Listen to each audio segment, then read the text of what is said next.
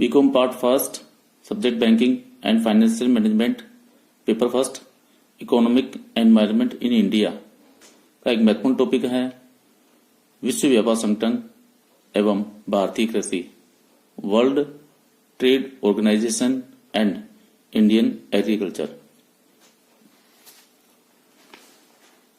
1 जनवरी 1995 को गेट के उरुग्वे दौरान हुए समझौते के परिणाम स्वरूप विश्व व्यापार संगठन की स्थापना की गई थी। गेट समझौता के परिणाम स्वरूप विश्व व्यापार संगठन का आविर्भाव अंतर्राष्ट्रीय व्यापार क्षेत्र में एक महत्वपूर्ण उपलब्धि है। भारत एक कृषि प्रधान देश है और कृषि जन्य पदार्थों का कुल निर्यातों में लगभग 25% भाग रहता है। देश की जनसंख्या का लगभग 70% भाग प्रत्यक्ष एवं अप्रत्यक्ष रूप से कृषि से अपना जीविकोपार्जन करता है और कृषि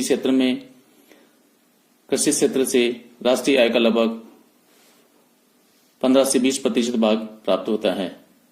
इस परिप्रेक्ष्य में गेट समझौते के कारण भारतीय कृषि पर होने वाले प्रभावों को जानना अति आवश्यक है। अंतर्राष्ट्रीय व्यापार क्षेत्र का यह बहुपक्षीय समझौता भारतीय कृषि को निम्नलिखित रूपों में प्रभावित करता है। पहला है कृषि सब्सिडी में कटौती, reduction in agriculture subsidies. GATT समझौता, जिसे हम प्रशुल्क और व्यापार संबंधी सामान्य करार, general agreement on trade and tariff के नाम से जानते हैं, के अनुसार कृषि क्षेत्र में बीजों, उर्वरकों, कीटनाशक दवाओं, कृषि यंत्रों एवं उपकरणों, विद्युत आपूर्ति एवं सिंचाई सुविधाओं पर दी जाने वाली कृषि सब्सिडी की सीमा कृषि उत्पादन के मूल्य के 10% रखने का प्रावधान है।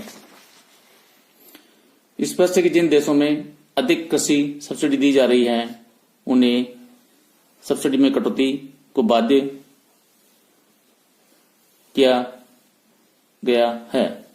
भारत में इसका प्रतिकूल प्रभाव नहीं होगा। कारण यह है कि कृषि सब्सिडी में भारत द्वारा दी जाने वाली 10% से कम है। दूसरा है भारत में कृषि सब्सिडी को बढ़ाने की गुंजाइश बढ़ी है।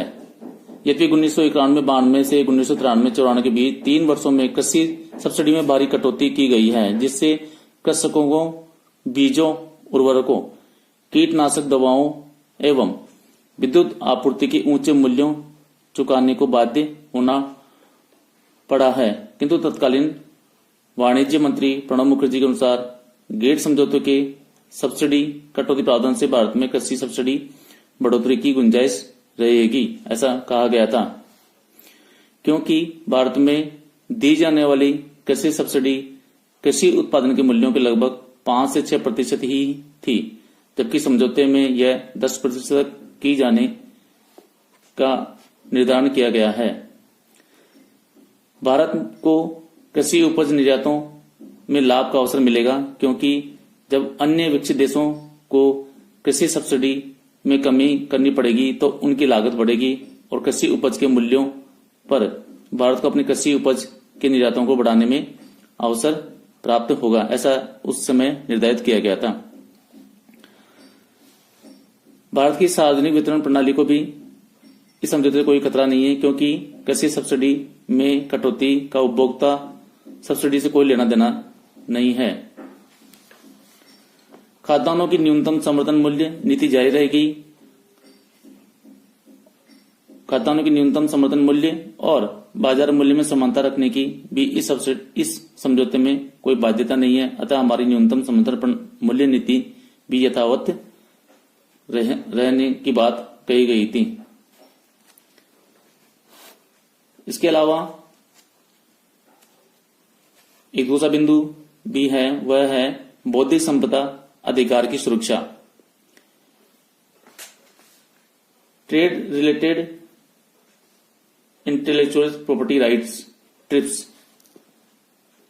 गेट समझौते में बौद्धिक संपदा अधिकार की सुरक्षा के संबंध में भी उत्पादों के पेटेंट कराने की व्यवस्था है, जिसका उपयोग अनुमति एवं अनुबंध के तहत रॉयल्टी चुकाने पर ही करने और दुरुपयोग पर रोक की शर्त है। किंतु पौधों एवं पशुओं पर बौद्धिक संपदा अधिकार के संबंध में सदस्य देशों को दो विकल्प दिए गए हैं। पहला है, सदस्य राष्ट्र पौधों की किस्मों का संरक्षण पेटेंट्स के माध्यम से कर सकते हैं। दूसरा, अथवा सुई जेनेरिस के माध्यम से अथवा दोनों के सम्मिश्रण से कर सकते हैं। यदि पेटेंट का प्रथम विकल्प अपनाने पर सदस्य राष्ट्रों के किसान अपनी फसल के एक भाग को अगली फसल के लिए बीज के रूप में प्रयोग नहीं कर सकते थे, किंतु दूसरे विकल्प सुई जेनेरिस के अंतर्गत मौजूदा व्यवस्था के तहत किसान अपनी उपज के एक भाग को अगली फसल के लिए बीज के रूप में प्रयोग कर सकते हैं।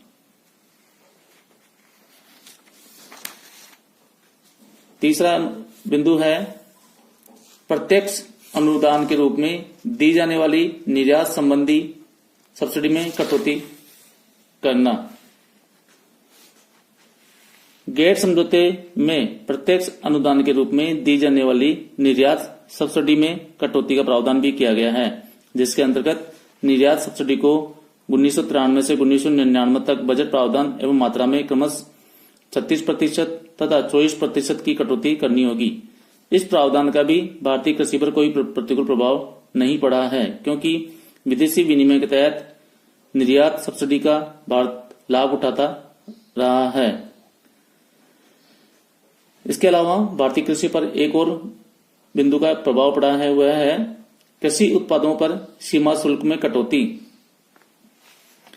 गेट समझौते में इस प्रावधान के तहत सदस्य देशों की कराधान में व्यापक फेरबदल के साथ साथ 1993 से 1999 के बीच सामान्य सीमा शुल्क में औसतन 36% कटौती होगी तथा प्रत्येक वस्तु के सीमा शुल्क में कम से कम 15% कटौती करना जरूरी है, पर साथ ही कुछ रियायतियों की व्यवस्था भी है।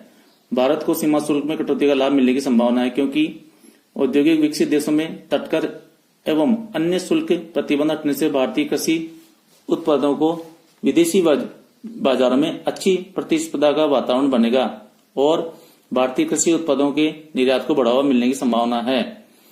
किंतु यह भी खतरा है कि विकसित देशों के निर्यात हमारे बाजारों पर छा न जाएं। इसके अलावा एक बिंदु और है, घरेलू आवश्यकता न होने पर भी खाद्यान्नों के आयात की व्यवस्था की शर्त गेट समझौते का महत्वपूर्ण अंग है। इस समझौते के लागू होने के प्रथम वर्ष में एक देश के खाद्यान्नों के घरेलू उपभोग का न्यूनतम 2% तक आयात की व्यवस्था होगी, जो 10 वर्ष के अंत तक 3.33% तक पहुंच जाएगा। गेट समझौते की इस शर्त से घरेलू बाजार में प्रतिस्पर्धा उत्पन्न होगी और खाद्यान्नों में आत्मनिर्भरता के लक्ष्य में बाधा उत्पन्न होगी और दुर्लभ विदेशी मुद्रा के आयात पर खर्च करने की बाध्यता होगी। भारत सरकार द्वारा 1992 में यह खाद्यान्न आयात का निर्णय लोगों में इस व्यय को बढ़ाने में सहायक रहा है। भारत फिलहाल खाद्यान्न न्यूनतम आयात की शर्त से मुक्त रहेगा, क्योंकि भुगतान संतुलन की कठिनाई के कारण उस पर शर्त थोपी नहीं गई है। अतः भारतीय कृषि पर फिलहाल कोई प्रतिकूल प्रभाव पड़ने की संभावना नहीं है, किंतु भविष्य में यह अनिवार्यता की शर्त लागू होने पर भारत की आवश्यकता न होने पर भी खाद्यान्नों के आयात की व्यवस्था अहितकर होगी।